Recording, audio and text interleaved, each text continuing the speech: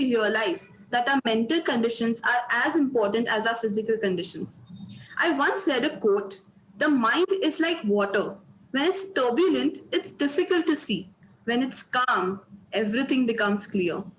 We often do not understand how to deal with the chaos our mind creates. What we lack is mindfulness. Today, we have a special guest with us who will talk about the common issues we face in life and share with us some mindful practices to help gain control over our fluttering thoughts and tranquilize our mind.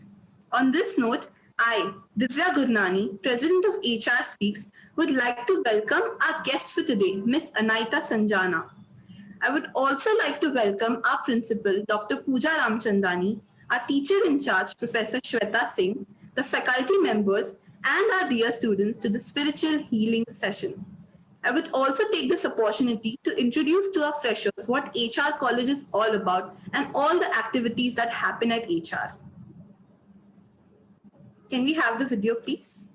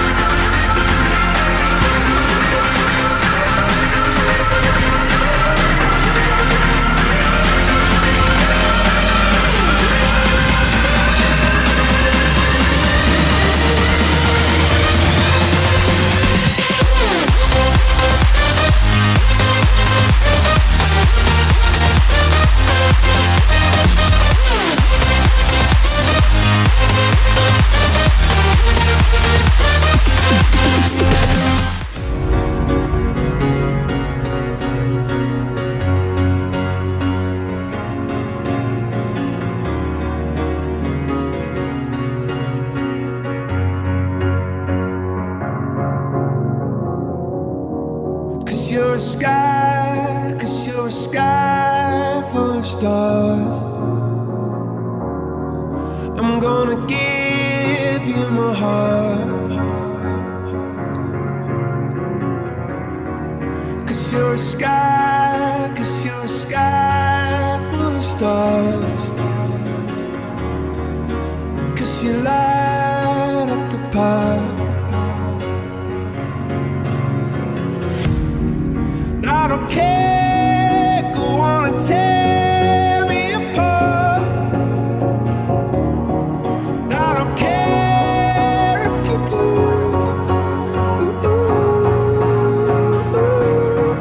Cause in the sky full of stars, I think I saw you.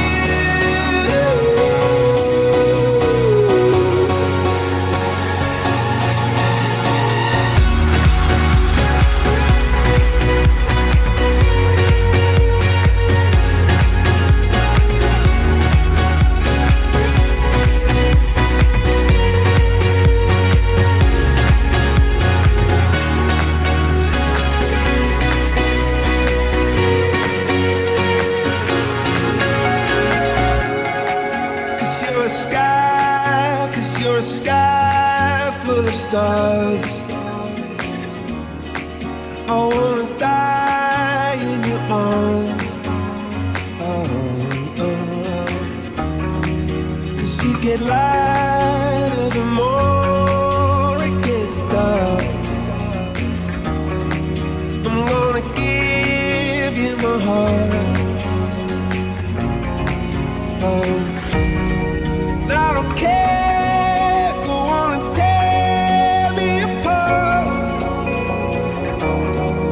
I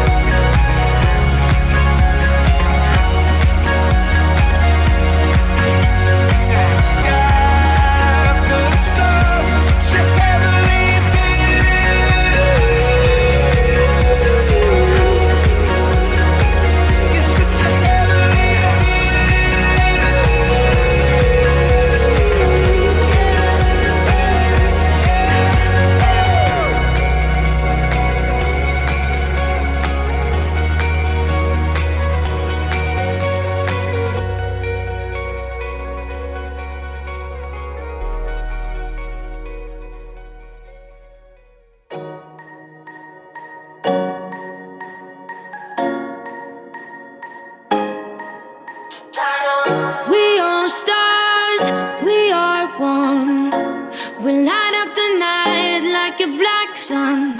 We all shine, we are chrome, and we are shimmering. Turn on, turn on. Play it loud, we don't care. And dance like there's nobody there. Light up the night, yeah, light it up every night. 'Cause we are shimmering. Turn on, turn on. We are stars, we are one. We light up the night like a black sun. We all shine, we are chrome, and we are shimmering. Come on, y'all.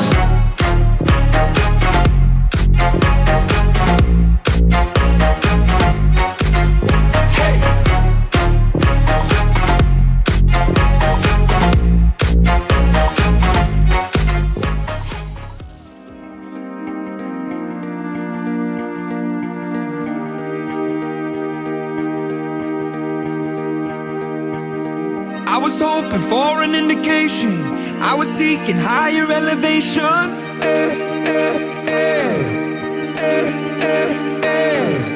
I've been shaking, waking in the nightlight.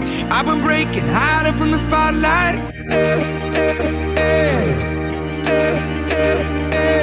The more I stray, the less I fear. And the more I reach, the more I fade away.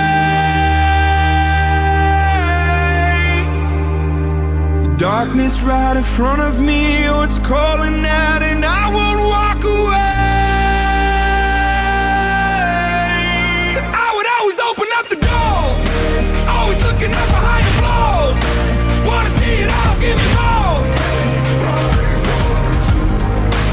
I was always up for making changes, walking down the street, meeting strangers, flipping through my life, turning pages. Like a prayer that only needs a reason, like a hunter waiting for the season.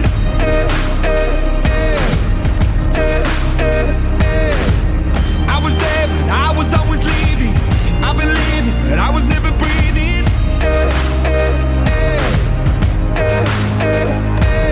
The more I stray, the less I fear, and the more I reach, the more I fade away.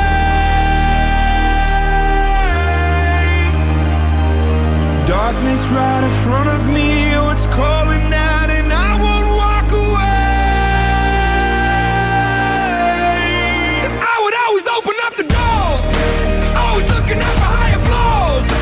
Wanna see it all, give me more. I was always up for making changes, walking down the street, meeting strangers, flipping through my life, turning pages.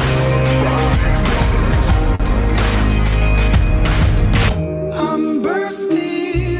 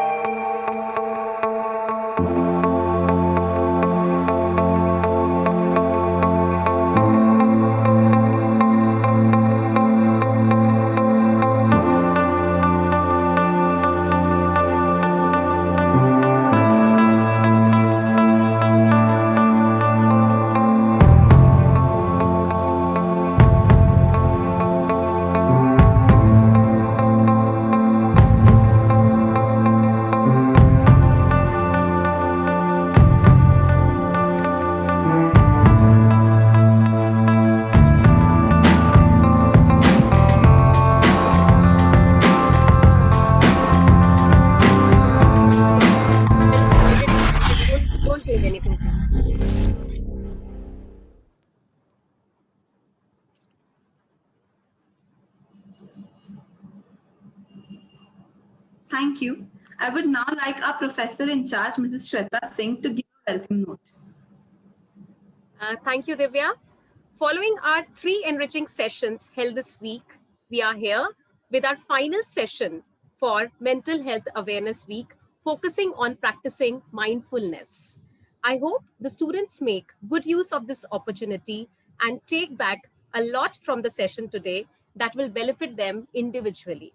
On behalf of HR College, HSNC Board, I, Professor Shweta Singh, would like to welcome our guest speaker, Ms. Sanjana, and also our pillar and our source of inspiration, our principal, Dr. Pooja Ramchandani, our faculty members, dear students. Now, I would request our principal, Dr. Pooja Ramchandani, to please address to the participants. Ma'am, please over to you. Good evening, everyone, and a warm welcome on behalf of HR College and HSNC University to the speaker of today's evening, Ms. Sanjana. A topic which is of very important, I should say, an aspect today is on mental health. March onwards, we all are at homes. Of course, I'm not at home, but all my students are sitting at home. The parents are at home. The work is getting done from home. It has led to a new normal in our life, that how do we live at home and still do many things from home. It could be work, it could be relationship, it could be everything that is happening at home. Despite the pandemic outside, we are scared, we are nervous, we are tensed, we are happy that lockdown hai to chutti hai, ghar pe baitho. Many feelings and things, are anxieties are happening inside our hearts, and we realize that our students are also going through these similar kind of feelings, and uh, the kind of perceptions that they are taking on. We realize that HR Speaks as an organization, as a student body, should talk about these things that normally are between children and parents. We don't do it at college level, and we realize that HR Speaks is a very important platform that can take up these issues. If you observe, everything in our college is being done by students, right from the concept of having these sessions, to organizing guest speakers, to making faculty organize this on Zoom platforms, is something that we are making our students do it. And today, a very important topic, which is spiritual healing. I was reading about the topics that HR Speaks have covered in this mental health week, right from what food you should eat to be happy, to how do you look at anxiety, anger, stress. And today we are looking at a very different concept, which is spiritual. I mean, today if I talk to my students, they'll say, what is this spiritual? For me, my spirituality is Netflix, WhatsApp, evening late night programs, and a very different topic that HR Speaks have brought in today to these younger generations. Yes, maybe at this stage of life they may not realize it, but a speaker like Sanjana will tell them how do you control yourselves in these different situations and different timings. And that is where I congratulate Professor Shweta and HR Speaks team of my young girls and boys who have taken up the responsibility that HR should speak. And they have made sure that these are the different kind of topics that they bring in and they also run HR Speak as a magazine which comes out every month on the HR College website. So if FYs have not yet seen that, they should see it. And again, once again, a warm welcome to the speaker of the evening, and my salute and congratulations to all the volunteers of HR Speaks, and Ashray and Professor Shweta, who have been working day and night to ensure that these sessions are reached out to all my first year, second year, and third year students. A warm welcome once again and hearty congratulations, and I wish this program a great success. Over to you, Shweta. Thank you so much, ma'am, for your kind words. And I would like Vaishnavi to introduce our guest speaker for today, Ms. Anahita Sanjana. Thank you. Ms. Anahita is a yoga practitioner and a teacher. She has been teaching yoga for the past 19 years as an ICSE subject at the JB Petit School, Mumbai. The response she receives from the youth is overwhelming. In the year 2014, the University of Chicago awarded her with the Outstanding Educator Award for her work with teenagers. She has been holding private yoga classes for not only adults but also children since the year 1997. Ms. Anahita believes that yoga helps people to recover their health, to find their inner peace and happiness, to be dynamic and creative in dealing with life. For her, yoga is a powerful mindfulness practice. She explores her spiritual master, Sri Aurobindo's epic work Savitri, with yoga on a weekly basis. Thank you. Kindly note that you can raise your hand if you wish to speak and we will unmute you. You can also type your questions in the chat box. Over to you, Ms. Anahita. Thank you, Divya. Thank you, Vaishnavi. And good evening and welcome to all of you here. I'm very happy to be here at HR. I've had a long-standing association. This is not the first time I'm coming. And I've always had very exciting, fruitful sessions with HR students. I can see some of my ex-students here. Kushi, I saw you. Very happy to see you taking the initiative, coming forward. I've worked with some of you before and just so happy to be with you. Before I start my talk, I'd like to know what questions you've come with or what you're looking for out of the session today. If we can quickly have an overview of that, then I'll continue with my talk.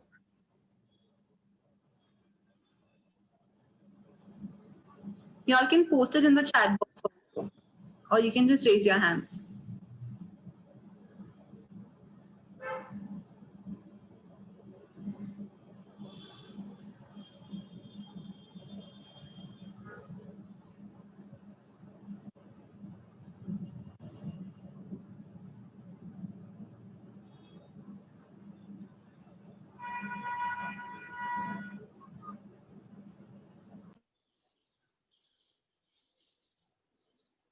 So if there are no questions, then I'll.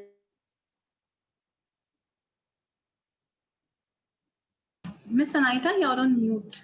Yeah, it says the host has muted you. Anyway, I've unmuted myself. There's a question. How do we deal with our anger and how does our anger affect our body? Yes, we are going to deal with that. That's a very important and good question and we are going to deal with that. Looking forward to learn to care for myself. Yes, that will also come in.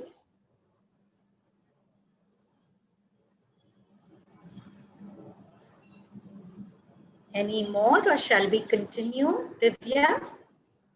Ma'am, we have one person asking, is meditation as it seems to be? Meditation? Is meditation as effective as it seems to be? You decide for yourself. I'm going to teach you two very simple but very powerful techniques today. Very simple. You try it out for yourself and you see how it works. Questions are how to deal with anxiety and stress, how to enter the world of spirituality, beginner plan, exactly what we are going to look at today, how to pacify ourselves during stressful times. Very interesting questions. Can we speak about our personal insecurities and how it affects our mental health? Certainly, certainly. Whatever how to stop racing thoughts. Good. Yes. We are going to address all that. Feel free to unmute and question. In fact, I'd like it to be interactive. So feel free to communicate at any point you like. Okay?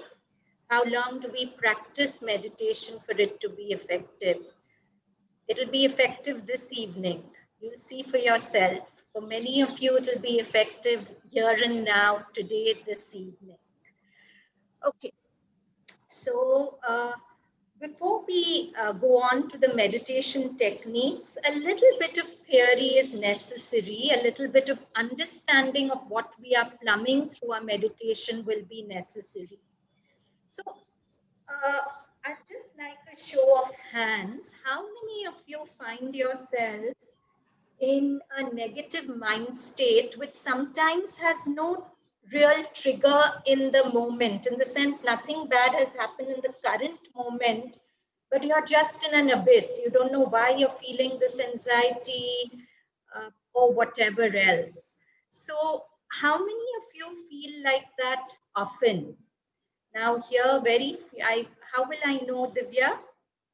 Because very few our videos are on. How will I know? Okay, I'll People have assume raised their hands. I'll assume lots of your hands are up because it's a common human state. So lots of us find ourselves grappling with a Sorry to negative interrupt. minds. Sorry? A second. I would like everyone to please keep their videos on. This would make the session even more interactive. Oh yeah, I feel very inspired when I see your young faces. So you'll be doing me a great favor if you put on your videos. Continue, please. So, so yeah, so very often we find ourselves in a negative mind state for which there is no trigger in the present moment. And that actually makes us more anxious. I find a lot of youth telling me that there's nothing to make me anxious, but I'm feeling so anxious and I feel mad about it. And it's quite a common state. So I'd just like to go into a very beautiful thing that the Buddha taught. Now, the Buddha was a master psychologist, and it's amazing that 2,500 years ago, in the lab of his own body, he discovered so many beautiful things about the human mind. So the Buddha gives us a metaphor. He says that suppose you're sitting on the ground floor with a TV screen in front of you. You're watching a movie. And underground, there's a library with all kinds of emotional CDs of fear, CDs of anxiety, CDs of anger. And the way this is a metaphor, okay, the ground floor and the TV screen is your conscious mind.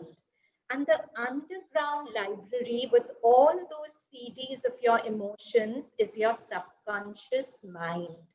And the Buddha says that depending on the moment, a CD is pulled out of the underground library, played on the TV screen on the ground floor where you're sitting, and you start watching it. But you don't realize it's just a movie being played from your subconscious archive. You get carried away by it. You feel it's real. If there's a horror film playing, you don't realize that it's just a movie, a formation from your subconscious mind which has come up. You feel it's real, you buy into it, and that's what causes these negative mind states for which there is no trigger in the present moment. So if you just realize this, that very often my anxiety, my anger, my fear are just programs coming out of my subconscious mind. They are nothing to fear. After all, programs are like dreams you're having in a waking state. A dream of being murdered doesn't really murder you.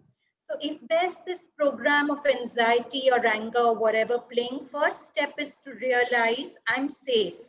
I'm in a good place, and this is just a program from my subconscious mind. Having said that, it's still not pleasant to go through that program of anxiety. Many of you have asked, how do we stop overthinking? How do we stop panicking? That's exactly what we are addressing. It doesn't help me beyond 10% to really, even if I believe it, that right now I'm good, I'm in a good place in life, and my anxiety is just conditioning from the past. It may give me 10% relief. It's not really going to take away my anxiety.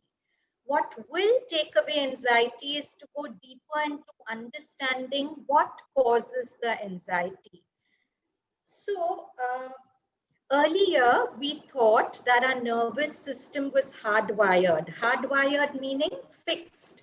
Like our skeletal system is hardwired. This is my humerus bone. It articulates with radius and ulna. Forget the biological names. I know y'all are commerce students. You won't like too much science, and I'll keep it very limited. But we thought that our skeletal system was hardwired. It is hardwired. We thought our nervous system was also hardwired, that our brain never changes, our neurons never change. But recent advances in biology prove what the Buddha talked about thousands of years ago, that our nervous system is plastic, it changes. So your nervous system is made up of nerve cells or neurons, and for each emotion you feel, the neurons form a circuit. Suppose this is the circuit. These are two neurons which are forming the circuit for anxiety. So every time the program of anxiety comes from your subconscious archives and plays out, electrical impulses flow along this neural pathway, and that program for anxiety gets more hardwired in your nervous system. What we found is that if you don't pay too much attention to that program, if you start watching, say, your breath while that program is playing, electrical impulses actually become weaker and weaker, and eventually the circuit disintegrates. So suppose that program of anxiety has come from my underground archive and is playing on my TV screen, and I don't pay too much attention to it and I start watching my breath.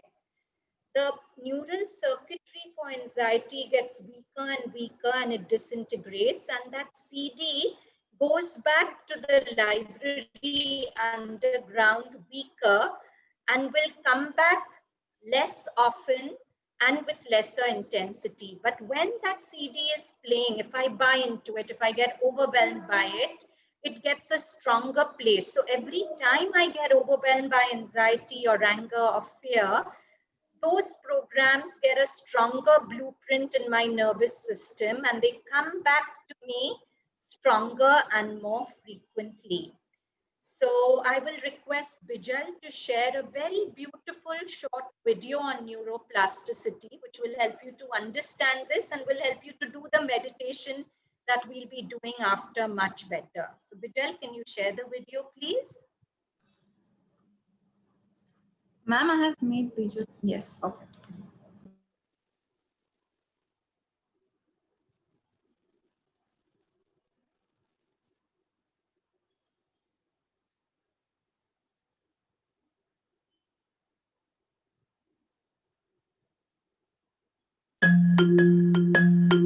Not so long ago, many scientists believed that the brain did not change after childhood, that it was hardwired and fixed by the time we became adults. But recent advances in only the last decade now tell us that this is simply not true.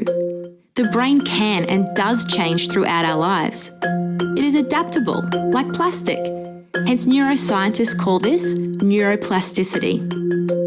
How does neuroplasticity work? If you think of your brain as a dynamic, connected power grid, there are billions of pathways or roads lighting up every time you think, feel, or do something. Some of these roads are well-travelled. These are our habits, our established ways of thinking, feeling, and doing. Every time we think in a certain way, practice a particular task, or feel a specific emotion, we strengthen this road. It becomes easier for our brains to travel this pathway. Say we think about something differently, learn a new task, or choose a different emotion. We start carving out a new road. If we keep traveling this road, our brains begin to use this pathway more. And this Vijay, can you pause? I want to point out that suppose the white pathway is the pathway of anxiety.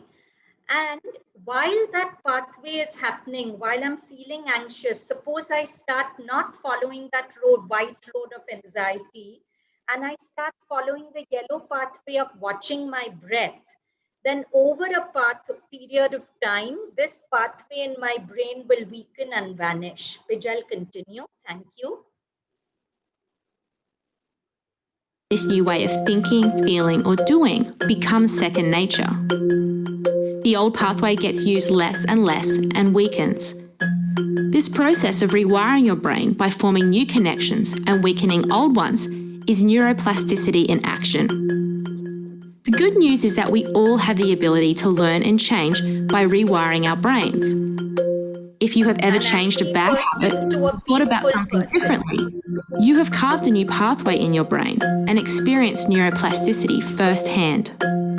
With repeated and directed attention towards your desired change, you can rewire your brain. So meditation is really not about something esoteric. It's just about rewiring your brain.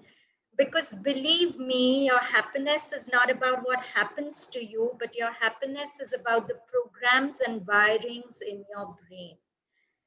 So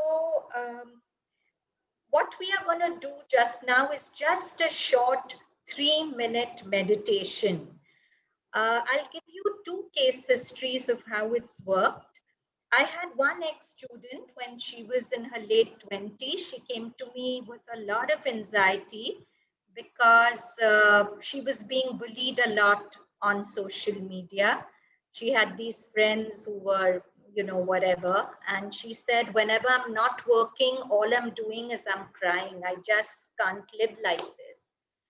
So I taught her this 3-minute breath awareness meditation. And I told her, since you're in such a bad state, do it every 2 hours for about 3 days and then give me a call.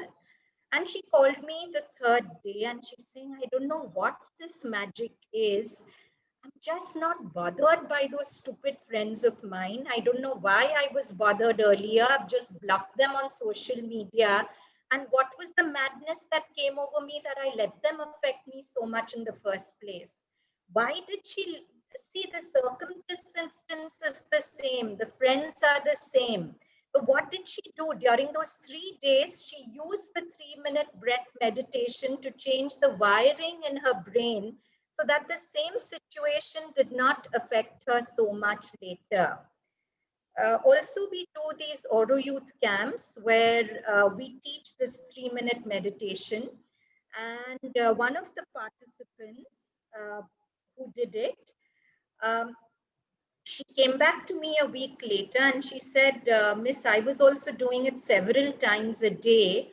And I lost 3 kilos in just a few days and I haven't done anything different.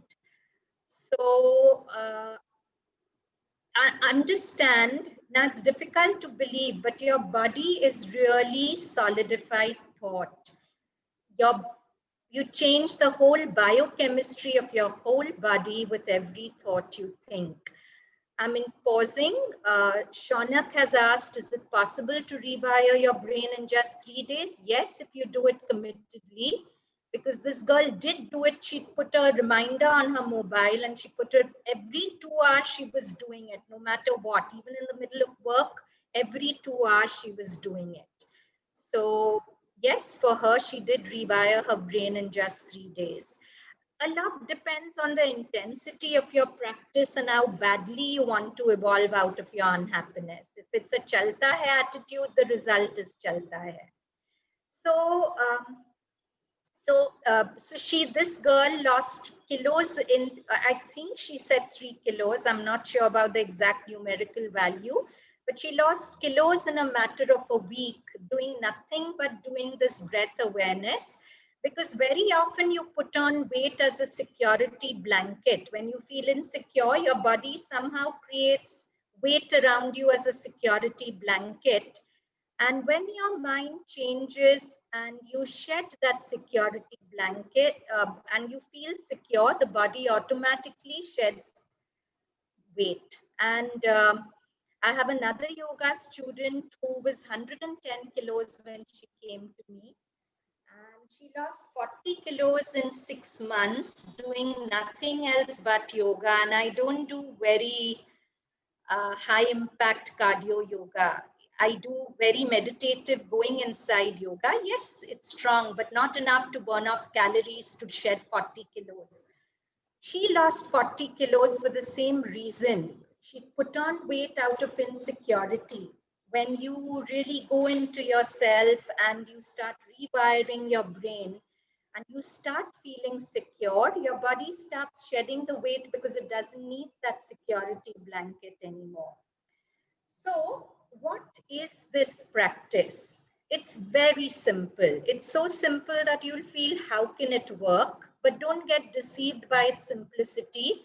In spirituality, the simpler it is, the more deep acting it is. The complicated procedures very often are just that. So, what is this 3-minute breathing? You have to, the Buddha called it Anapanasati. He said that if you learn to watch your breath and really develop the skill of watching your breath, you don't need much else. So, what do you do in this? Air is entering and leaving your nostrils as you inhale and exhale. So you just have to watch this. You have to watch the air entering, you have to watch the air leaving. Let me explain the science behind why it rewires your brain for you. So while you're doing this, there's a simultaneous stream of thoughts going on in the background, right? And your attention is divided between your thoughts and your breath. Obviously, you can't stop thoughts just by focusing on the breath. Now, some of those thoughts will be your usual programs from your subconscious archives, anxiety, fear, jealousy, competitiveness, inadequacy, whatever else. Now, if you don't feed those nervous pathways by indulging them and instead look at your breath, I showed you in the video, the white pathway of the emotion becomes weaker and weaker, and the yellow pathway of your breath and the peace it brings becomes stronger and stronger. So that's what happened to this student of mine. She rewired her brain just because she fed the pathway of her breathing and not the emotion which was causing her anxiety. So if your anxiety is very severe and you're very serious about getting over it, do it like her. Every 2 hours, 3 minutes on your timer and watch your breath, as I'll make you do right now. In fact, I'll put 3 minutes on my timer and I'll take you through the process. So what you have to, I'll guide you also, but what you have to do is you have to just watch your breath as you inhale and exhale. What do I mean by watching the breath? Feel the air entering your nostrils, see how far it goes down your throat, how much it comes out. For some of us, we won't even feel the air because we haven't developed that sensitivity, but we have a sense that just now I'm inhaling. Inhalation is happening in my nostrils, just now I'm exhaling. So you just have to stay with that sense. The only effort you have to make is ignore thoughts and focus on the breath. Now your mind will go away every 2-second breath. It doesn't matter. Every second breath, your mind will go into thoughts. You have to just remind yourself, okay, now I'm not with the breath, and come back to the breath. In the whole 3 minutes, even if 15 seconds you've really been with the breath, our work is done. Don't expect to stay with the breath for the whole 3 minutes. Another warning is, if you've never done it before, it's possible that for some of us, it may feel we may get very restless, or we may feel very bored. But think of your thoughts as a radio playing outside you. Let it play. You ignore it and pay attention to your breath. So your boredom or your anxiety or whatever is part of the radio outside you. It's nothing to do with you. Okay, so with that, let's get started. I'll take you through these 3 minutes. Do it with me. Sit up straight, everyone. Shut your eyes. Only condition is you can sit on a chair, you can sit on the floor, you can sit wherever, but I need a vertical spine. Okay, so a rising spine, eyes shut, all eyes shut. If somebody is very restless and finds it difficult to keep the eyes shut, look at a fixed point on the floor. Don't move your eyes away from the fixed point on the floor. Otherwise, all eyes shut, shoulders relaxed, jaws relaxed, belly soft, If the anus is clenched, relax your anus. Relax your scalp, forehead, smiling. Now we begin the 3 minutes on my timer. So you start watching the air as it enters your nostrils. Watching meaning feeling, and feeling as it leaves your nostrils. Thoughts are a radio playing outside you. Ignore the thoughts and simply stay with your breath. I'll be quiet now so that you can give it your best.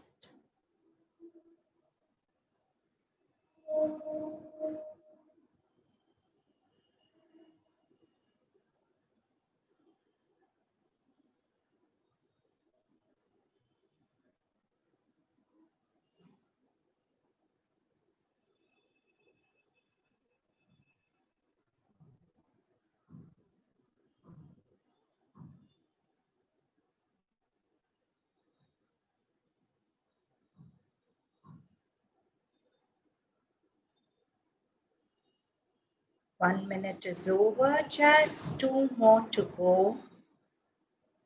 Don't feel defeated if your mind wanders. All our minds wander. Just come back to the breath every time you wander into thoughts. Thoughts will go on, but choose your breath over your thoughts. Let the thoughts be. Ignore them.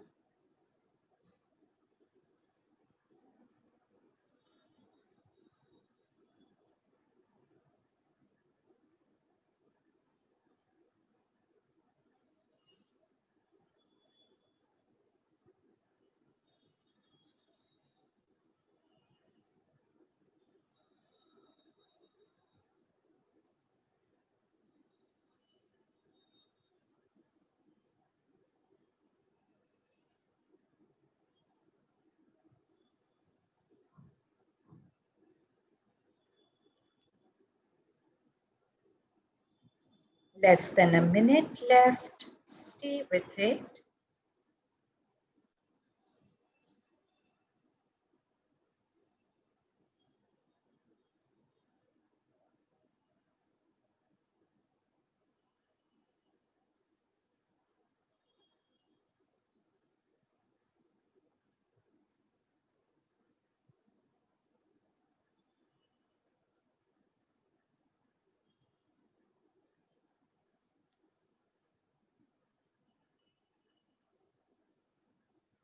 Last 3 breaths.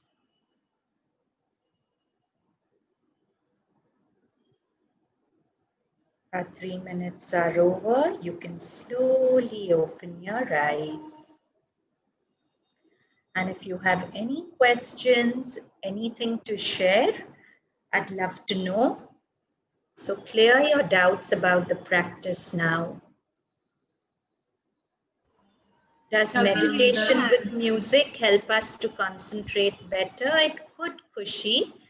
But in this meditation that I taught you, just 3 minutes, I would prefer no music, because then you'll start concentrating on the music. You lose focus on your breath. And it's the focus on the breath which rewires your brain. Okay? How many of you found it? Why does meditation make us thoughtless? Wow, if it makes you thoughtless, Simran, that is absolutely fabulous. Most people find it very difficult to be thoughtless. Why do we feel sleepy after practicing this? Because it's so relaxing. It's like most of us are like a wound up spring, you know. Meditation relaxes the tension. So when the spring unwinds, all the fatigue, all the tiredness that we are suppressing comes out, which is good. It's part of the healing. And typically, if the meditation has worked well, we either feel thoughtless or we feel sleepy. But after a while, the meditation won't make you feel sleepy. Initially, till that fatigue needs to release, you'll feel sleepy. But after that, even 3 minutes will make you feel so fresh, especially those of you who don't get sleep at night.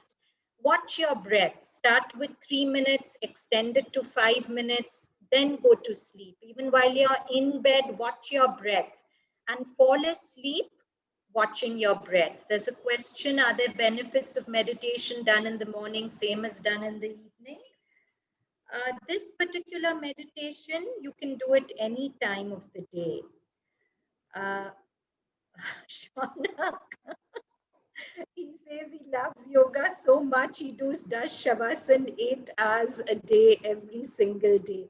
Very good, Shaunak, but you need to evolve your Shavasana from sleep to meditation. Okay, somebody else has said, I just really feel refreshing, not sleepy. Excellent. So neither is better or worse. Even if you feel sleepy, if you continue with it for a while, it'll eventually make you feel fresh. Thoughts were coming, but try to concentrate on the breath. Excellent. That's what you need to do. Thoughts can't stop.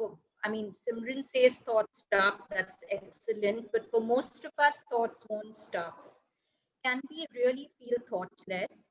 Because feeling we are thoughtless is also a thought. Yes, when you are thoughtless, most of the kids tell me that I kept thinking, oh, I'm thoughtless, and that disturbed me. So, yes, but that falls away after a while. So Ramit says, feeling relaxed. So imagine if just 3 minutes of that made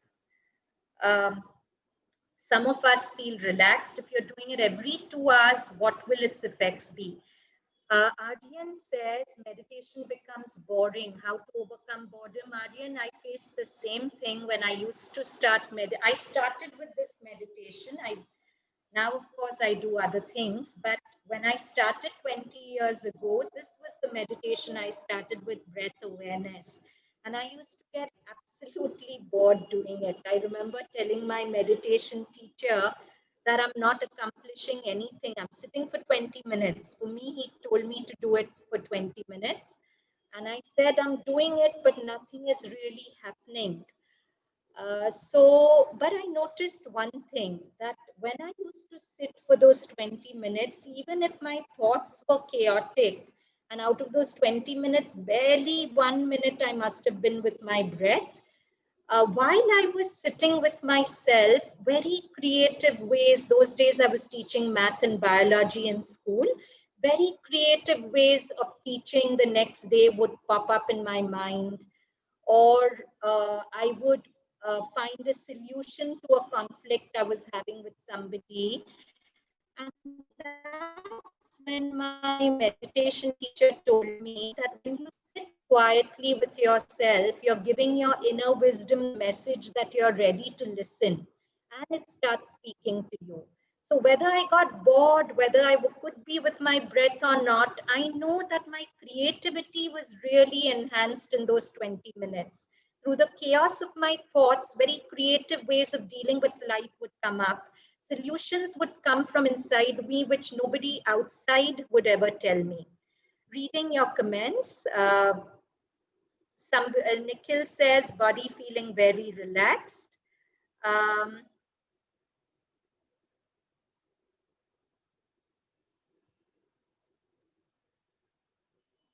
So somebody else says they were feeling anxiety, but this has really calmed me down. Imagine just 3 minutes, if it has really calmed you down.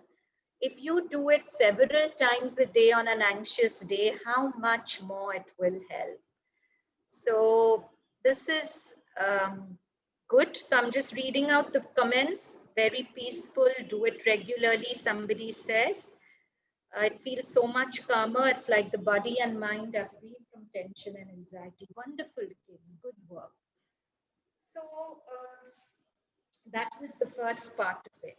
Okay, this was the first part of what I wanted to talk about. Now, Divya, how much time do I have? Because I have a lot to say, but tell me how much time I have. Ma'am, you can take as much time as you want. Are as you much sure? time you're comfortable. Yes. Okay. Do you agree, Shweta ma'am? You're muted, Shweta ma'am. We can surely have one or two practices what you would I like to. want to take you through one more practice, Sure, but ma'am, I sure. need to have a little time to have you understand it, because it's one thing to do it without understanding and it's one thing to do it with understanding. Okay, so the next thing I want to talk about, what really causes anxiety, is FOMO, fear of missing out. And fear of missing out on what? Largely success. If you look at anything that you're anxious about, it boils down to FOMO about success. Okay, I'll address a question that's come on the chat. We do feel calm while meditating, but after we get back to our chores, we get disturbed and irritated due to certain circumstances. So does that mean we aren't meditating correctly? No, you're meditating absolutely correctly. And as you go deeper into the practice of meditation, you'll build your resilience. One of the greatest boons meditation will give you is you'll be less reactive, because the less reactive you are, the more happy and more functional you are. So that will happen. Somebody else says, whenever I'm meditating, all I think of is don't think. Please don't do that, Vaishnavi. That's the worst thing to do, because whatever you resist persists. The more you tell yourself don't think, the more thoughts will come. You let thoughts be. You just think of them as a radio playing outside you. You ignore them. Your only effort is to look away from the thoughts and look at your breath. I'm telling you that it's not easy to be thoughtless. I took years to have even a moment of thoughtlessness, and even now that can be elusive sometimes. But there are many other benefits meditation can give you besides making you thoughtless. So forget it. If thoughts are there, it's not a big deal. You just focus on your breath. Okay? So as I was saying, our greatest anxiety or stress comes from FOMO, fear of missing out on success. And success is about two things: professional success. What if I'm left behind? What if all my other classmates go ahead? What if I don't make it big? And about relationships. Uh, I'm 30 years old and I haven't found my soulmate. All my other friends have their studies, they are married. I mean, this is the common thing I hear youth speaking. So a lot of anxiety is FOMO about success, related to two things: work and relationships. So about work, understand one thing, that most of your stress related to work, studies, comes out of competitiveness, which is FOMO about not being ahead of others, fear of missing out on being ahead of others. Because right from the time our whole education system conditions it into us, that if I don't get more marks, somebody else will get more marks, I'll be left behind. FOMO starts for us right from there. And even when you finish studying, you'll find yourself being competitive about stupid things. Um, it will be about if somebody else, I think, looks prettier than me, FOMO, I'm missing out on looking prettier than her. If somebody else gets more attention than me, FOMO, I'm missing out on getting the attention she's getting. So everything, because of our education system, becomes a conditioning for us. And that is the greatest pitfall, because everything is not about competition. If we make everything into competition, and in everything I feel FOMO, if I'm not better than somebody else, I am naturally going to be stressed and miserable. I'm going to share with you a little bit about a beautiful story called Hope for Flowers by uh, an author who's written about a caterpillar pillar. So she says that she's talked about two caterpillars, Stripe. The male caterpillar's name is Stripe and the female caterpillar's name is Yellow. And they see these caterpillar pillars rising into the sky where one caterpillar is climbing over the other, over the other, over the other. And they both jump into that pillar because everyone feels that's the only thing to be done. And it's a terrible scramble. Imagine there's nothing to climb on. The caterpillars are climbing on top of each other, pushing each other down, going up, going up, going up. One fine day, Yellow, the female caterpillar, says, I've had it. I'm not going to climb anymore. I'm going down the caterpillar pillar. But Yellow Stripe says, no, this is all I know how to do. And that's what everyone, he had major FOMO that if I climb down, I'll be left out of the pillar and everyone else will climb up. So, Bijal, can we have the screen share? I'm going to share with you in the author's words. So frustration surged through Stripe. He was climbing the caterpillar pillar. But as he was agreeing this was the only way up, he heard a tiny whisper from the top. There's nothing there at all. It was answered by another, quiet fool. They'll hear you down the pillar. We are where they want to get. That's what's here. Stripe felt frozen. To be so high and not high at all. It only looked good from the bottom. The whisper came again, look over there, another pillar, and there too, everywhere. Stripe became angry as well as frustrated. My pillar, he moaned, only one of thousands, millions of caterpillars climbing nowhere.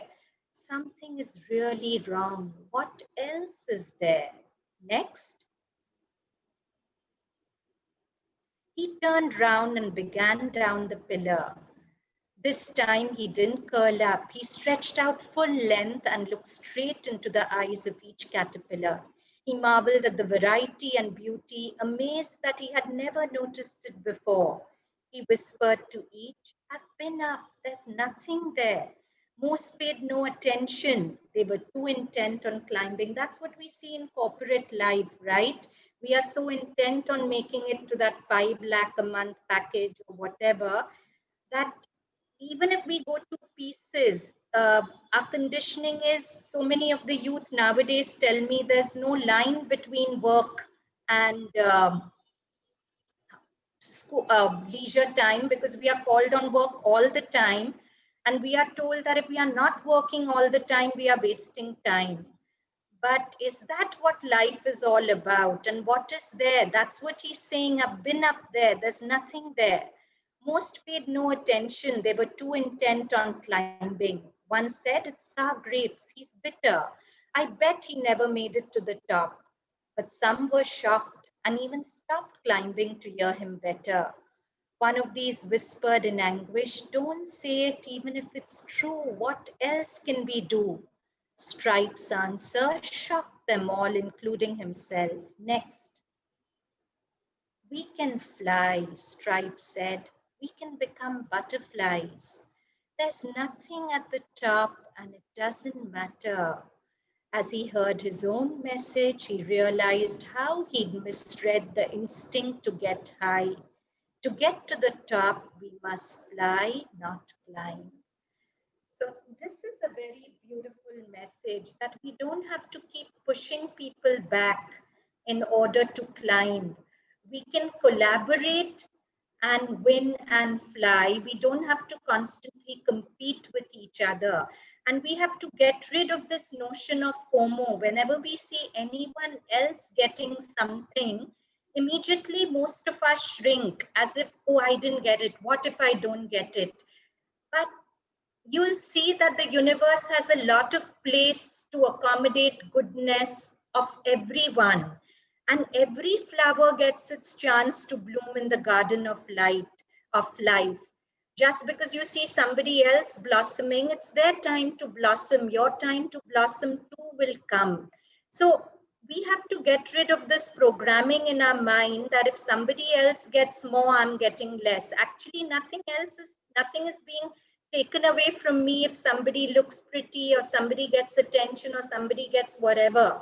What's mine will know my face and come to me in its own time. Nobody can take it away from me.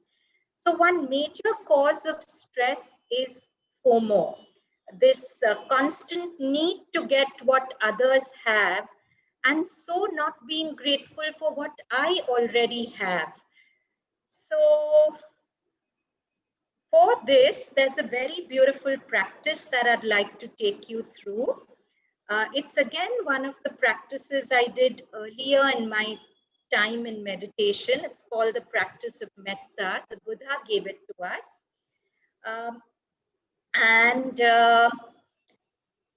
I've just got a message from HR Speaks. Now onwards, I will certainly not take the names of the people who are sending me messages. Apologies if I've hurt someone, but I won't do it in the future. You can freely put up your messages and I won't be taking your names.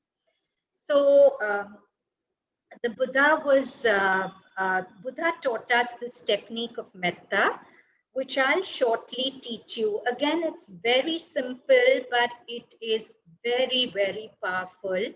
If you have ill will towards somebody, if you have difficult relationships. In fact, my story of metta is this, that when I was about 22, I was at a friend's house and I heard this American guy, I didn't even know him. He was speaking very passionately about metta, and he was saying that it's totally changed my life, etc., etc. And I went up to him and I asked him, "What are you talking about?"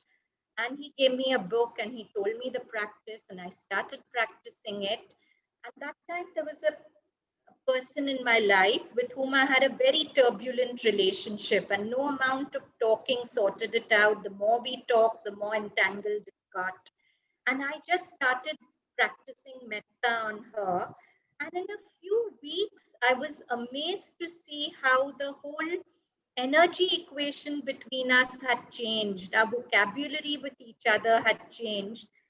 And that's what made me really believe in meditation. Because I was a student of science, I don't believe things easily.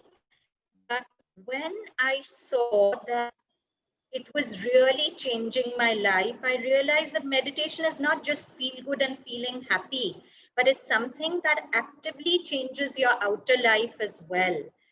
Uh, and now there's a question, how do we feel satisfied in whatever we have and be happy in the present moment? So the answer is, it's a journey. We are all work in progress and it won't happen overnight. But the more we work on ourselves, the more we work on our consciousness, start with this 3-minute breath awareness several times a day. Also start with metta. And the beautiful thing is that the more you meditate, meditation will teach you meditation. Very often when you start with the simple meditation practice, from within you'll get guidance of what else to do.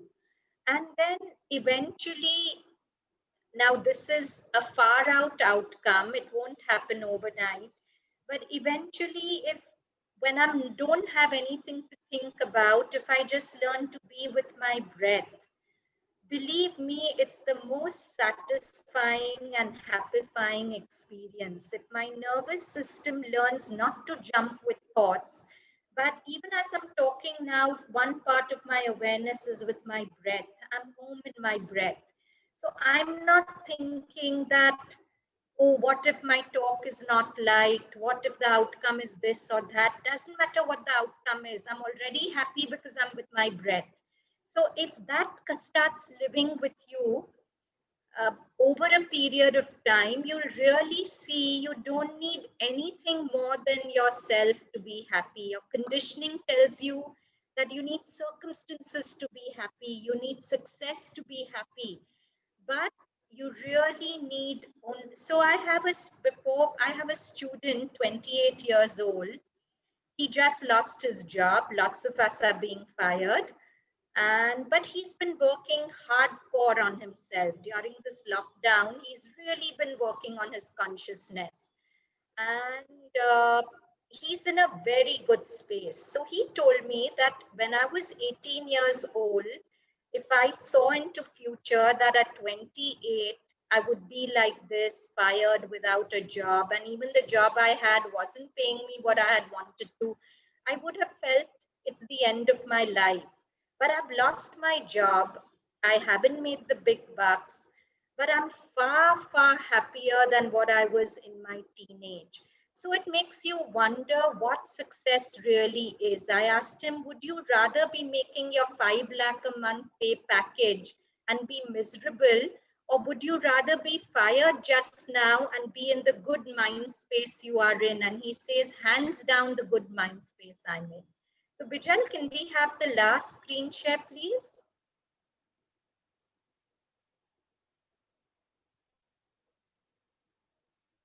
Another definition of success. What is success? To laugh often and much, to win the respect of intelligent people and the affection of children, to earn the appreciation of honest critics and endure the betrayal of false friends, to appreciate the beauty, to find the best in others, to leave the world a bit better, whether by a healthy child, a garden patch, or a redeemed social condition. To know even one life has breathed easier because you have lived, this is to have succeeded. Makes you rethink what success is, right? What our conditioning about success tells us, and what success really can be. Okay, so let's do the practice of metta. I'll tell you what the practice is and then I'll take you through it. It's very simple, but don't get fooled by its simplicity. You shut your eyes.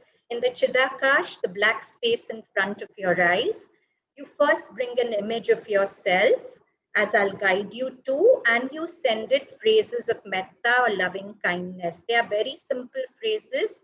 May I be well. May I be happy. May I be peaceful. May I be free. That's all. Then you think of a person towards whom you have ill will, who's your competitor, who you're jealous of, or a person who makes you really angry or feel wounded or whatever. Uh, so, Bijal, can you do the screen share about water and rock?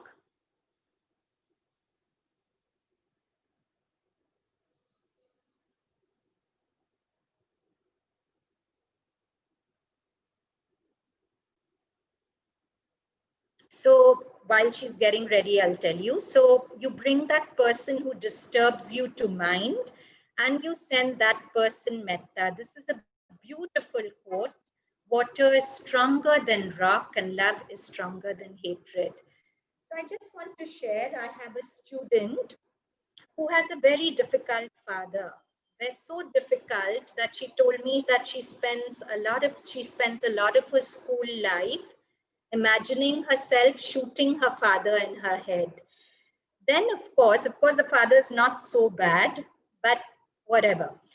She worked on herself. She sent her father metta, various other things she did. And she told me recently that, miss, I realized that I've shot my father in my head so many times, but he's still hale, hearty, and functioning. So I've just wasted time shooting him in my head.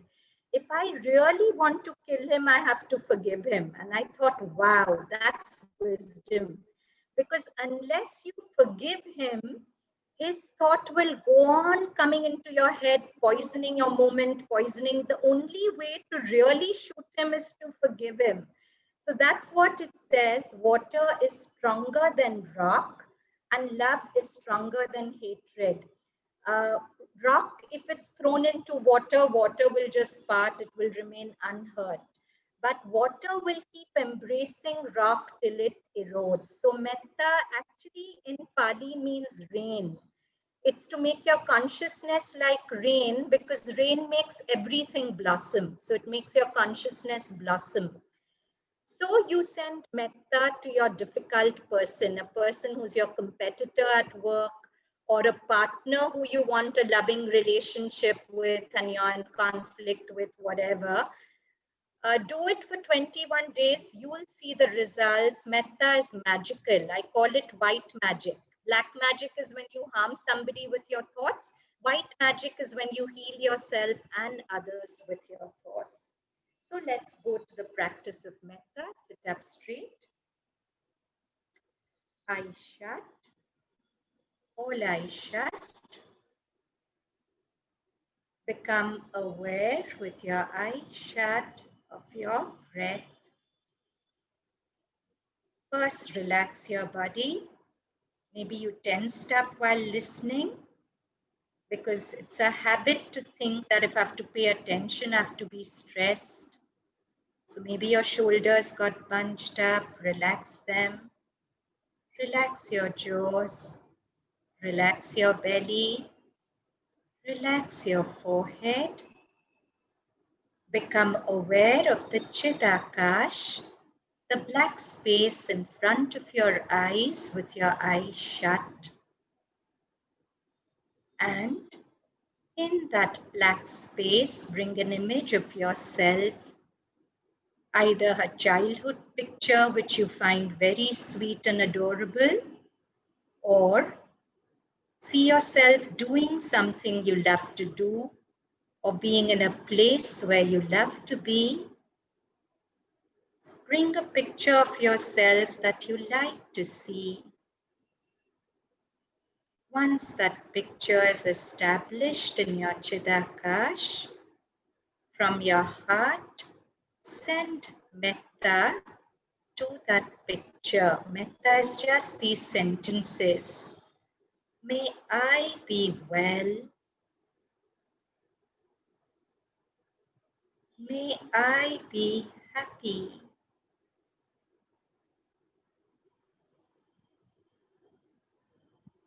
May I be peaceful.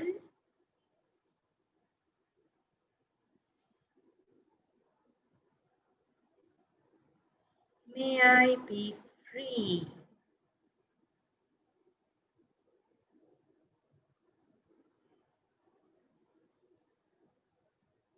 May I be well.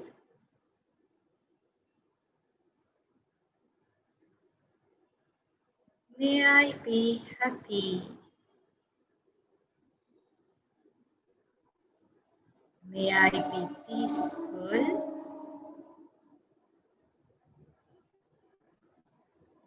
May I be free. Now bring into the black space in front of your eyes the image of your difficult person, your competitor or your partner or anyone you're in conflict with. And remember that everything that appears to be terrible is something that in its deepest being needs love. Only an unhappy person will cause suffering to others. So reflect on all the possible suffering in this person's life. More importantly, remember the wisdom of that little friend of mine who told me that the only way to really shoot a difficult person is to forgive the person. That's the only way to be free of that person. Otherwise, one thought of that person has the power to totally destroy my mood. I don't want to give that person that kind of power. Whether that person deserves it or not is immaterial. I'm going to send him or her metta for myself. So, I smile in my heart. I bring the image of that person in the Chidakash, the black space in front of my eyes, and I send the person metta. May you be well. May you be happy. May you be peaceful. May you be free. May you be well.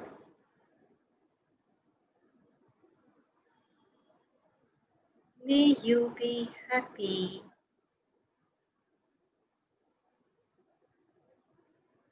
May you be peaceful. May you be free. And one last time on your own, sending metta to the difficult person, 4 phrases ending in well, happy, peaceful, and free.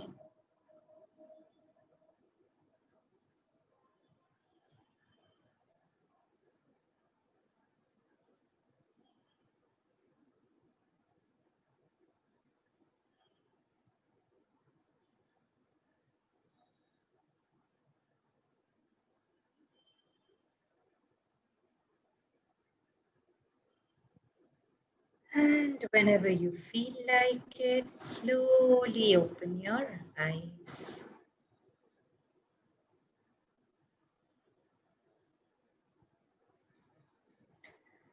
So these are the 2 practices I'd like you to do, Anapanasati, breath awareness, and metta. If you have anything to share, any questions, I'm happy to take them up. I had wanted to show you a video, but I think that's all for today. We won't drag it. If you have any questions, you can ask me now or anything to You can share. raise your hands and your question, you can share everything. Anyone? Yes. There's a question, how to be consistent with the practice of meditation. See, in the beginning, you'll have to use willpower, but later on, you'll enjoy it so much. It was my experience that it became like eating breakfast. I would not miss breakfast, right? Because I enjoy eating it. So meditation became like breakfast. I could not have my day without, I still can't. If I don't meditate, my day is very incomplete. So once you get into the intensity of enjoying it, you won't have to use willpower. But initially, maybe you'll have to use willpower to do it. May I? Jigyasa here. Yes, Jigyasa. Hello, ma'am. Yes? You were talking about forgiving the person that have who have wounded you, but Hua? who have Yeah? wounded you. Yes? But I want to ask that, ma'am, forgiving and trying to forgive that person for years is not easy. Like I have that kind of person, and whenever I try to think that yeah, I'll forgive her, it's okay, she did what she did. But again, that makes me feel like I'm in denial with my feelings. Nay, one sec. You said your name was, am I allowed to? You said her name, right? Divya? Yeah. So, Divya, let's understand what forgiveness is. Uh, we we feel forgive is to say, "Ke, theek hai, you did it, I forgive you." But that's not forgiveness. You have actually forgiven the person when the person's thought does not disturb you. And so long as thinking about the person disturbs you, there's no question of forgiveness. You haven't forgiven. You're trying to forgive, but you haven't forgiven. So I'm saying that forgiveness is not a mental process. It's not that I tell you forgive and you'll wake up and forgive. It's not like that. But if you go deep into yourself and you practice metta every day, actually send, may you be well, may you be happy, may you be peaceful. In the beginning, you'll hate doing it. Most kids tell me, for my difficult person, I hate doing it initially. But as you keep doing it, something in you will soften towards that person. That softening is forgiveness, not just a mental thought that, chalo, it's okay, I'll talk to you. Even though I'm very wounded, I'll be with you, I'll talk to you. That's not forgiving. So long as the person's thought disturbs me, I haven't forgiven. So lots of my kids, Some of them have difficult parents, some of them have whatever. And beautifully, they tell me that whenever my father is being very difficult, I've stopped trying to argue with him or make him see sense with words. I just go into my room, I really send him metta, I come out, he's a different person. So try, don't believe me, try it out for yourself. Right. Thank you, ma'am. Welcome. I hope that answers your question. Yes, it did. Okay. Ma'am, I would like to share something. Ma'am. Sure, sure. So like last time when I had heard you, and then I sincerely tried for like, it's been like around 2 weeks or more than that, I feel. I had told you before I couldn't imagine the person's face also, and I used to feel a lot of pain in my, neck behind. And today somehow I actually was able to imagine the face of the person. The same person I couldn't imagine the face of since, like, since the past 2 3 days it was getting difficult to imagine, but I was trying. But today I was actually able to. Maybe it was because of your voice and the proper structure, and maybe I wasn't doing it as exactly as you had suggested. But today I actually felt. So I want to tell all of you that this is like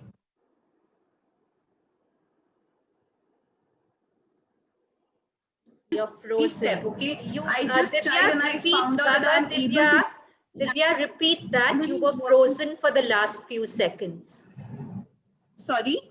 You were frozen for the last few seconds. Repeat what you said. So I'm saying that these are just baby steps from my end, and it's just an example to tell you all that I tried and it's still working for me. It's working for me. I've been able to. I can actually confidently say that yes, it has started working for me. It was not working since I tried a lot. It was getting difficult, but now it's getting easier and easier. So yeah, I'm Divya, able to thank you imagine. very much. In fact, there's a question from someone who says that the head hurts when he or she thinks of that person. That's exactly what you experienced, right? You got a pain in your shoulder. But that's beautiful how your subconscious mind is your body. Whatever emotions you can't handle with your conscious mind get lodged in your body. So it's beautiful that you're so sensitive that you can pick it up, that this is where my angst about the person is lodged. So never mind, be aware that your head is hurting. Just put your attention on the pain in the head for a while and continue with the. So Divya, would you speak? How did you overcome the pain in your shoulder when you tried to send your difficult person metta? So I would like to start by saying the first day itself. In the first day, I was not able to imagine the face of the person, and I got a pain in the like back of my neck, like the scruff of my neck, and it was getting difficult. But I just thought, let me just try a few days because, as ma'am said, it's not possible in the first day itself, and probably my dislike for that person is too intense. So it would take some days. So I just tried blindly, followed, and after a few days, I felt the pain reduce. It was getting difficult to imagine the face of the person, but in the last 2 3 days, I tried, but there was a point I was realizing that I can feel the presence of the person. I'm able to imagine, like I'm able to keep that person in my mind, and slowly a little some images I could I don't know how to explain, but I'm able to get the image of the person now, and it was not so like in the start, but yeah, it's now happening. So that's what I wanted to share. It happened today. Lovely, Divya. I'm sure your sharing will help many. There's a question, how do we deal with people who demotivate us? I think all of us deal with somebody or the other who demotivates you. So one thing is send them metta. It always helps. Whether they change or not, metta is your shield. It will stop you from feeling so demotivated by them. And another thing is when we don't know ourselves, we depend on people's opinions to define us. But if we start sitting with ourselves on a daily basis, we know ourselves more and more. And that knowing supersedes what others tell us about ourselves. If I really sit with myself and I know little more what I am, I start valuing little more what I am, To that extent, I'm not so demotivated by what others tell me about me, because they can't know me as well as I know myself, right? So let them think what they want. It's their opinion. It's not what I am. What's the best time to meditate? Well, that depends on each person. I would have said morning, but I won't say that because I know that your generation actually is never awake in the morning. Most of you get up at 12 and 1. So I can't really say, but any time when you're not hurried, when you're relaxed, and you don't have to look at the clock, because in any case what I've given you, 3 minutes breath awareness and meditation won't take you more than 6-7 minutes. So whenever you're relaxed and somebody won't disturb you, is a good time for you to practice. How do we develop self-belief? Good question. So I must tell you that although I was a high achiever all my life, looking back, I never had self-worth till I started meditating. And that's when I really realized that achievement doesn't give you self-worth. When you start enjoying the person that lives in the skin, that's what gives you self-worth. For me, when I saw how much I was growing by just investing into myself, the growth of consciousness that I was getting gave me self-worth and made me feel good about myself.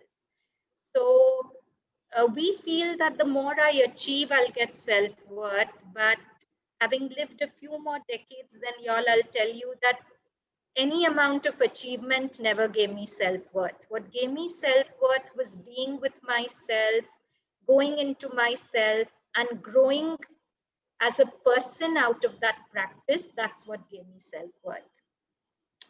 How to sleep early through meditation.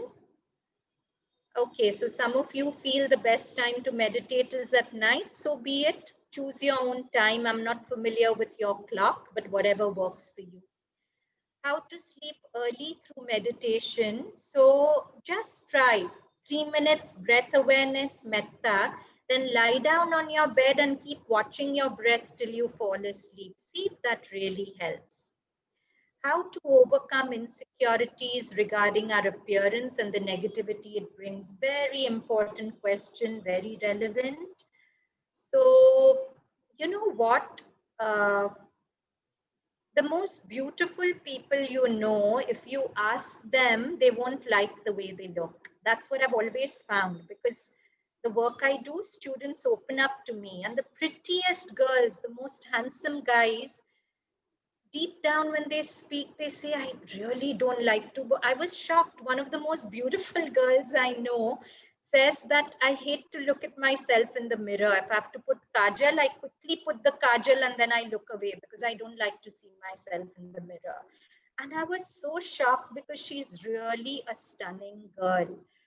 So, what you think about the way you look very often has very little to do with the way you actually look, because of media, because of Facebook, where everyone's photoshopping, where everyone's putting an artificial image of themselves, and you're comparing yourself to a perfect that doesn't exist. So you'll never look good enough. And finally, what I feel is looking good is not about the curl of your hair or the curve of your nose. Looking good is about feeling good. Believe me, if you start feeling good about yourself, you'll automatically be an attractive person. Uh, Looks we think are important, but how important are they? Beyond the first meeting, do you keep noticing, oh wow, how good looking, how good looking? First meeting, okay. After that, it's the person is that's attractive. I know some kids who are very ordinary looking, but are found very attractive because of the people they are. So if you invest in being rather than appearance, that's how you'll really be attractive to people.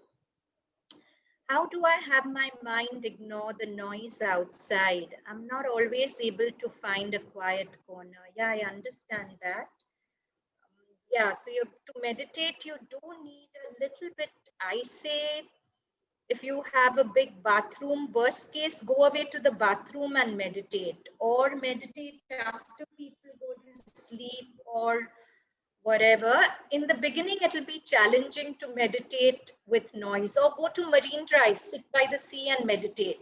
Find places which are quiet. I wouldn't advise you to do it with a lot of noise around.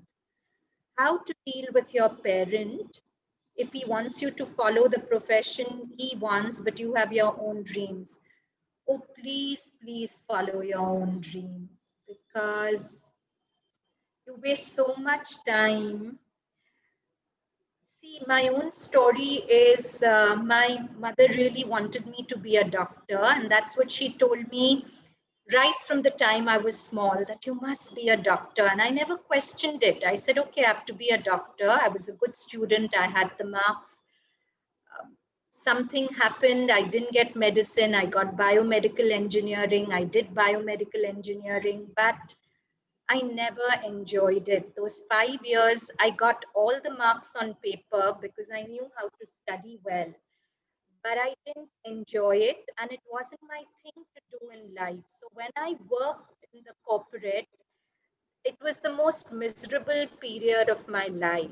I don't think I was ever as unhappy as when I worked in the corporate, because I felt like a fish out of water. Because even if I did my best, at the most, I'd be a very mediocre engineer, because it wasn't my instrument to play in life.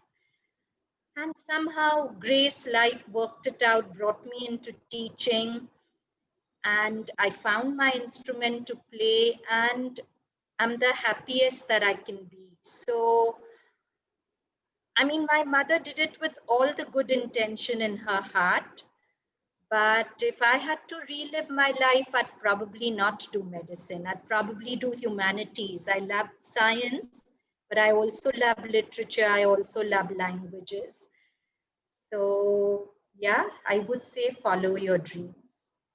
Because, see, if you follow your parents' dream and it's not your instrument to play in life, you will not be excellent at it. And if you're not excellent at what you do, you cannot enjoy it. Joy comes from excelling at what you do. Sri Aurobindo, he says, for your purposes, it's better to be an excellent shoemaker than a great and incompetent king. An incompetent king will be unhappy because he's making a mess of ruling the kingdom. But a good shoemaker who's perfect at his work, imagine the contentment with which he sleeps at night. How do we accept our weakness completely? I think I'll have to do 1 hour talk on that. Difficult to answer that in a sentence. But I just say, do metta. Every day send yourself, may I be well. Be kind to yourself. We are all work in progress. We all have our weaknesses. So what? And you won't have them tomorrow. See, it's like this. If we see a caterpillar and call it ugly, we'll never give it a chance to become a butterfly. All of us are butterflies in the making. We have to be patient and kind to our caterpillar stage. Ma'am, does looking good include dressing good too? Because dressing good helps to increase confidence. Yes, of course it's good to dress good, but I know that before I found myself in college days, I would dress good to look good in other people's eyes. Now I dress good to look in my eyes. I want to see aesthetics in the mirror. I want to see, I mean, just the way I enjoy seeing a beautiful flower outside.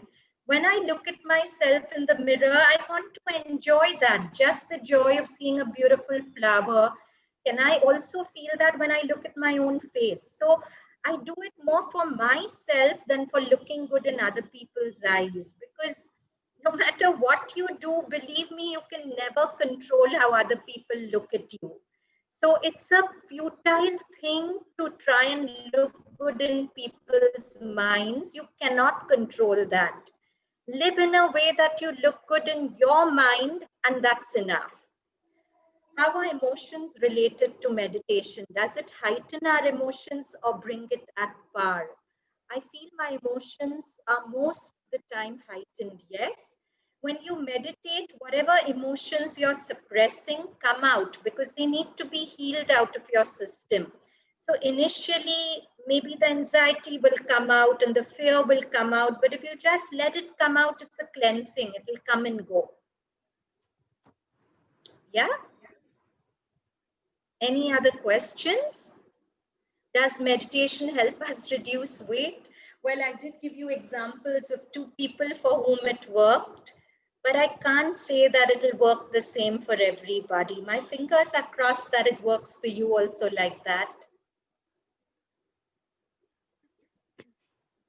Anything else?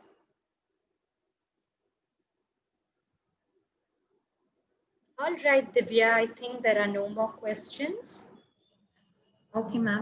Is there anyone else who wants to share any kind of experience or has any other question? Please feel free to ask, ma'am. Um, I don't think so. So thank you so much, Ms. Anahita, for being there. For Pleasure, this Divya. is such a wonderful evening, and I'm sure so many people have taken back so much today. And I hope you guys practice. And this is such a wonderful thing to be practicing, and it's just going to be benefiting you as an individual. It's something that I can say by example. So, ma'am, Shweta ma'am, I Yeah. would like you to give a vote of thanks. Thank you. Yes, yes. Ms.Anahita, it was indeed a very refreshing and informative session. And I'm sure not only the students, but we faculties will be benefited from it, whether it was art of breathing or metta. But yes, as mentioned by Just one you. thing, lots of you on the chat are spelling it as MEHTA. It's not mehta, it's metta, Metta. METTA. Yes, Metta. yes. So, but as mentioned by you, that we all need to continue practicing on a daily basis. So let's take this promise of continuing it, practicing in our daily lives. So, on behalf of HR College, HSNC Board, and HR Speaks, I would like to thank you, Ms. Anahita, for your valuable time and for this enlightening session. I would like to extend my gratitude to our dear principal, Dr. Pooja Ramchandani, for supporting us throughout. Thank you to all the faculty members for gracing this event, and a very big thank you to dear students for being such a lovely audience. Thank you, everyone. Thanks for the session. Thank you, ma'am. Thank you so much. Thank you. Pleasure to be with all of you. Can we formally end the meeting, please? Yes. Ma'am, can we end the meeting formally? Yes, yes, yes. Yes. Okay. Thank you so much. Bye. Um,